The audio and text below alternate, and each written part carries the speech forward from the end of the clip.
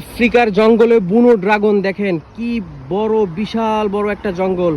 এই জঙ্গলের মধ্যে কত বড় একটি ড্রাগন ফলের গাছ, দেখেন কি বিশাল বড়, লতায় লতায় পেঁচিয়ে উঠছে এবং এটা এখন ফলের সিজন।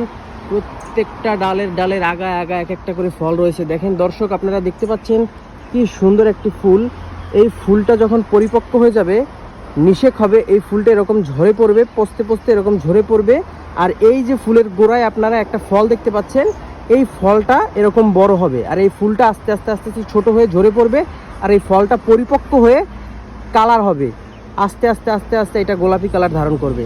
দেখেন দর্শক, এখানে প্রচুর পরিমাণে ফুল আছে, এই ফুল থেকে এক একটা ফল হবে। দেখেন ওই যে দূরে দূরে দেখা যাচ্ছে কত ফল। আল্লাহ, এই ড্রাগন গাছটা কিন্তু এখানে খাওয়ার কেউ নাই, কেউ এখানে আইসা এই ফলগুলো খাবে না।